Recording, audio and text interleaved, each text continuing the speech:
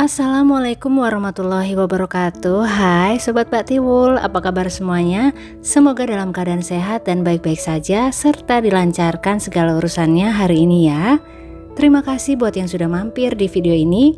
Buat yang suka sama kisah-kisah true crime, boleh klik tombol like dan subscribe-nya, serta nyalakan lonceng notifikasi supaya nggak ketinggalan kisah-kisah true crime dari channel ini. Buat yang sudah, kami ucapkan terima kasih banyak. Di era digital seperti sekarang ini, banyak sekali cara anak muda untuk menambah kenalan ya guys, termasuk mungkin cari pacar. Aduh, jadi inget masa muda. Mungkin ada juga di antara Sobat Mbak Tiwul yang lagi kenalan sama seseorang lewat media sosial sekarang ini. Ingat ya guys, tetap hati-hati dan tajamkan insting. Kalaupun sampai mengajak untuk ketemuan langsung, jangan lupa untuk ajak teman atau saudara buat nemenin kopi darat. Karena serius banget bahayanya kopdar pertama kali sama seseorang yang kita kenal lewat media sosial. Seperti kasus yang akan kita bahas kali ini, semua berawal dari perkenalan di dunia maya yang berlanjut ke dunia nyata dan berujung harus kehilangan nyawa. Seperti apa kisahnya guys? Ikuti terus video ini hingga akhir ya. Rika Indriani adalah seorang gadis muda berusia 21 tahun di tahun 2023 lalu dan merupakan anak kelima dari 6 bersaudara. Rika memiliki sifat yang menyenangkan, humoris, serta penyayang. Dia memiliki wajah yang cantik dan postur yang imut-imut, tingginya sekitar 140-150 cm.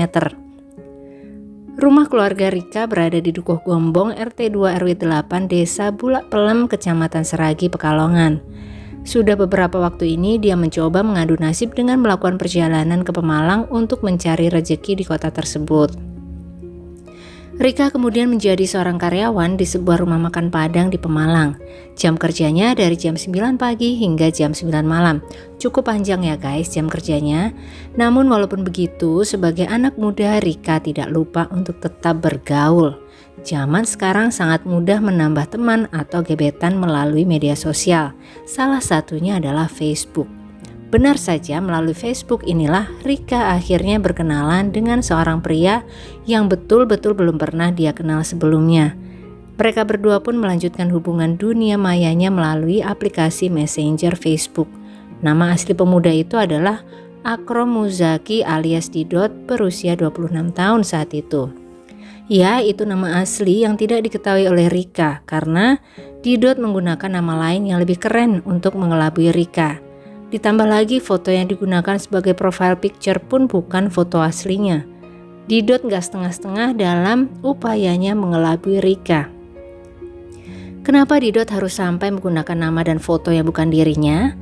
Salah satunya adalah karena sebenarnya dia sudah memiliki seorang istri guys. Dan Rika yang semakin masuk ke dalam perangkap kata-kata manis Didot tidak mengetahui fakta-fakta ini. Hari demi hari mereka lalui dengan intens saling berkirim pesan, hingga setengah bulan kemudian mereka berencana untuk melakukan kopi darat atau ketemuan langsung untuk pertama kali. Rika benar-benar penasaran seperti apa sih mas-mas yang dia kenal lewat Facebooknya itu. Kalau nggak ditemuin takutnya ternyata ganteng, Mbak Mas Caen Bu, si opa Korea itu, sayang kan ya. Akhirnya Rika dan Didot pun sepakat untuk bertemu di depan SMA Negeri 1 Comal di tanggal 20 Agustus 2023 jam 9 malam sepulang Rika bekerja. Akhirnya hari yang ditunggu-tunggu oleh Rika pun tiba, hari Minggu tanggal 20 Agustus 2023. Pagi itu seperti biasa Rika berpamitan kepada ayahnya untuk berangkat kerja sekitar pukul 9 pagi. Dengan memakai sweater hitam dan celana panjang, dia pun mengendarai sepeda motornya ke tempat kerja. Tidak lupa Rika sudah pamit kepada sang ayah bahwa hari itu dia akan pulang sedikit terlambat karena ada janji dengan seorang teman. Namun sayangnya Rika tidak menceritakan secara lebih detail kepada sang ayah siapa temannya tersebut dan di mana mereka akan bertemu. Tanpa firasat apapun, ayah Rika melepaskan sang anak untuk bekerja hari itu, tanpa menyadari bahwa itu adalah detik-detik terakhir sang ayah bisa melihat Rika dalam keadaan sehat walafiat. Seharian Rika bekerja dengan semangat. Walaupun hari itu adalah hari Minggu, namun dia tetap melakukan semua tanggung jawabnya dengan baik dan semangat. Apalagi malam nanti dia ingat dia akan segera bertemu dengan seorang pria yang selama setengah bulan ini berhasil membuatnya penasaran. Selepas pulang kerja, Rika memacu kendaraannya, sebuah kendaraan matic dengan plat nomor G sekian-sekian AOB ke arah SMA Negeri 1 Comal, tempat janjian Rika dengan pria misteriusnya. Rupanya tidak perlu menunggu lama, mereka berdua akhirnya bertemu juga. Namun sayang karena si prianya alias Didot ini memakai masker terus sepanjang mereka ngobrol. Ketika Rika meminta Didot untuk melepas maskernya, malah kemudian Didot mengajak Rika jalan-jalan di seputaran wilayah Comal. Didot tampak sangat mengenal daerah tersebut, ternyata karena memang Didot adalah warga Kecamatan Comal juga, tepatnya warga Desa Sidorejo, Kecamatan Comal, Pemalang. Dengan yakin Didot memboncengkan Rika menggunakan kendaraan milik Rika berjalan-jalan sampai akhirnya menuju ke sebuah rumah yang tidak jauh dari rumah Didot. Sampai detik itu Rika yang masih polos dan lugu ini belum juga merasakan adanya bahaya yang sedang mengintai dirinya. Rika malah fokus dengan masker yang sedari tadi menempel di wajah Didot. Rika benar-benar penasaran, seperti apa sih wajah asli pria Facebooknya itu? Kok kayaknya agak beda sama profile picture-nya ya? Mungkin begitu yang ada di dalam benak Rika saat itu. Sehingga sembari masih terus mengobrol, Rika juga terus memaksa Didot untuk melepas maskernya. Terus memaksa hingga akhirnya Didot pun tidak bisa menahan rasa paniknya. Panik bila penipuannya terbongkar oleh Rika. Didot pun dengan cepat mengarahkan tangannya ke wajah Rika, kemudian membekap hidung dan mulut Rika hingga Rika yang bertubuh mungil itu tidak bisa berteriak, apalagi bernafas. Selama 15 menit Didot melakukan hal tersebut. Tentu saja pada akhirnya Rika harus menyerah di tangan pria medsosnya tersebut. Ya Allah Didot, tega sekali kamu. Setelah menyadari bahwa Rika telah tiada, Didot pada awalnya sempat terlintas untuk memperkaosnya. Namun entah mengapa setelah melihat Rika kembali, Didot mengurungkan niatnya tersebut. Dia lantas berpikir bagaimana caranya untuk menyembunyikan tubuh Rika tersebut. Didot pun meninggalkan sejenak Rika di rumah itu dan Didot menuju rumahnya sendiri untuk mengambil satu setel pakaian seragam wanita pramuka SMA untuk dipakaikan ke tubuh Rika dan kemudian membungkusnya dengan kain sarung.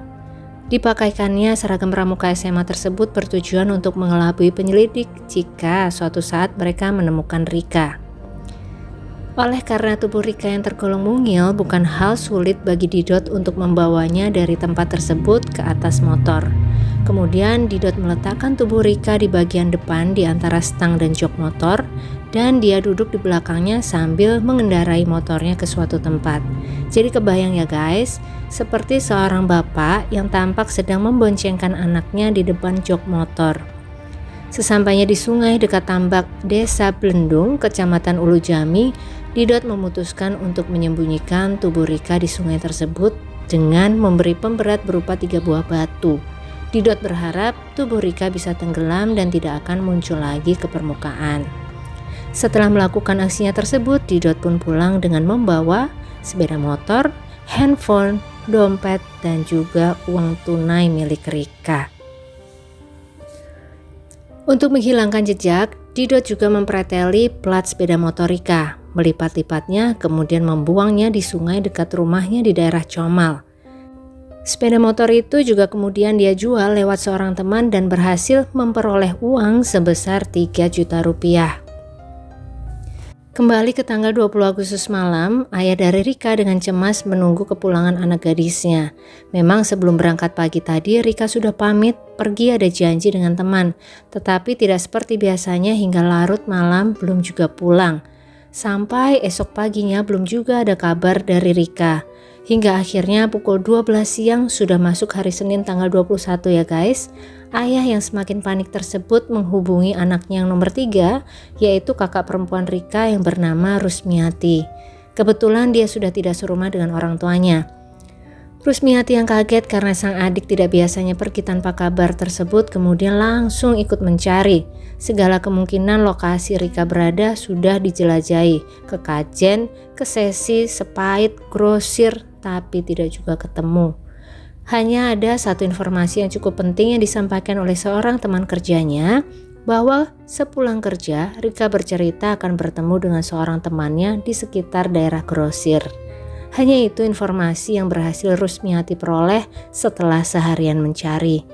Akhirnya keluarga sepakat untuk melaporkan kehilangan Rika ke pihak kepolisian pada malam tanggal 21 Agustus sekitar pukul 10 malam.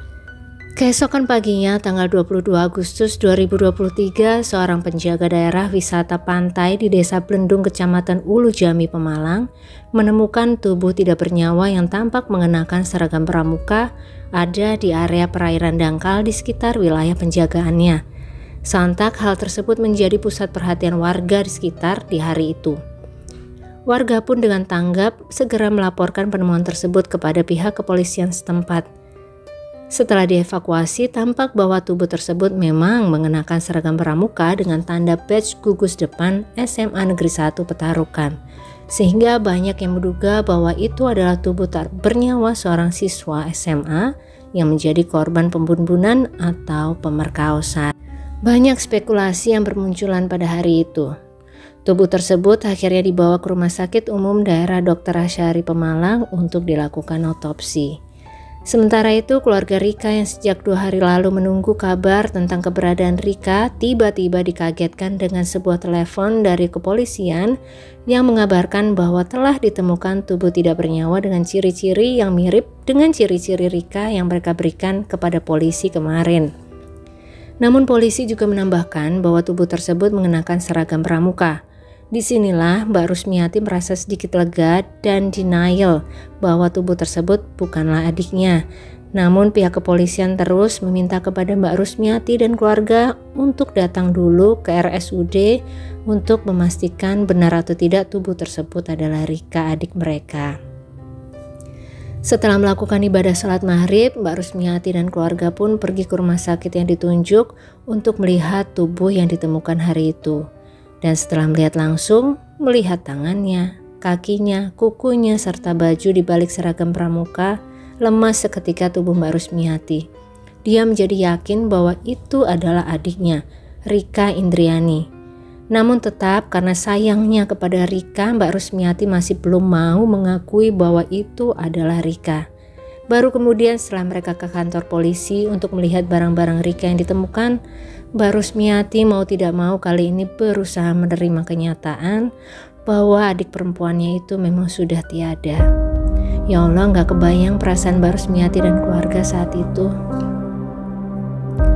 Setelah itu autopsi pun dilakukan dan diperoleh hasil adanya luka di bagian kepala akibat benda tumpul. Ternyata selain dibekap, Rika juga sempat dikenai benda tumpul di bagian kepala, guys. Gak kebayang perjuangan Rika melawan Didot di malam itu. Proses penyelidikan juga terus berjalan. Pada awalnya pihak kepolisian sama sekali tidak bisa memunculkan seorang tersangka pun karena semasa hidupnya Rika sama sekali belum pernah menceritakan tentang perkenalannya dengan Didot di media sosial. Rekam jejak Rika di media sosialnya juga menjadi sasaran penyelidikan utama saat itu. Hingga akhirnya ditemukanlah satu nama tersangka, yaitu nama samaran yang digunakan oleh Akrom Muzaki alias Didot. Mungkin karena data-data yang digunakan di akun tersebut palsu semua jugalah yang membuat penyelidikan menjadi lebih alot. Namun sekali lagi harus diakui kecerdasan polisi di negara kita ya guys. Akhirnya untuk memastikan bahwa Akrom Muzaki adalah pelaku dari kasus Rika, polisi pun menyamar menjadi petugas sensus yang melakukan sensus di rumah Akrom Muzaki. Dengan berbagai pertanyaan yang diajukan, pada akhirnya Akrom Muzaki alias Didot menyerah dan mengaku bahwa dialah pelaku tunggal dari kasus pembunuhan Rika Indriani. Alhamdulillah kurang lebih 1 bulan dari penemuan tubuh, tepatnya pada tanggal 23 September 2023, Akrom Muzaki alias Didot berhasil diringkus oleh jajaran Resmo Pemalang di rumahnya sendiri. Selain itu, pihak kepolisian juga menemukan plat nomor kendaraan milik Rika yang sudah dalam kondisi terlipat-lipat di sungai dekat rumah Didot. Jadi korban, alat bukti serta pelaku sudah berhasil dikumpulkan. Maka persidangan pun bisa segera dilakukan. Dan tunggu kejutan mengenai hukumannya kali ini ya guys. Atas tindakannya tersebut, Akram Muzaki alias Didot dijerat dengan pasal 338 KUHP tentang tindak pidana dengan sengaja menghilangkan nyawa orang lain atau pasal 365 KUHP tentang tindak pidana pencurian dengan kekerasan dengan ancaman hukuman 15 tahun penjara. Namun dalam perjalanannya, jaksa penuntut umum mengajukan tuntutan hukuman penjara selama 20 tahun. Dan akhirnya pada hari Selasa tanggal 27 Februari 2024, Pengadilan Negeri Pemalang menjatuhkan vonis akhir hukuman penjara seumur hidup kepada Akram Muzaki alias Didot. Gimana nih guys, kaget seperti saya nggak dengernya? Karena nggak biasanya vonis akhir justru lebih berat dari tuntutan JPU. Masya Allah hakimnya ini. Bagaimana pendapat sobat semua mengenai kasus tadi? Apa hal yang bisa kita pelajari melalui kasus yang menimpa Rika Indriani? Tulis pendapat sobat semua di kolom komentar ya, kita diskusi di sana.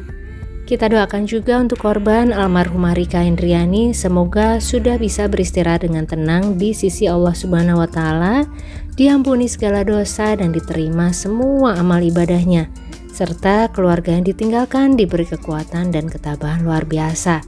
Dan semoga semakin banyak hakim baik, jujur serta adil di negara ini ya guys. Amin ya robbal alamin. Terima kasih untuk yang sudah menonton hingga akhir. Jangan lupa like-nya kalau kamu suka sama video ini. Sampai ketemu lagi di kisah-kisah selanjutnya dan selamat beraktivitas kembali. Wassalamualaikum warahmatullahi wabarakatuh.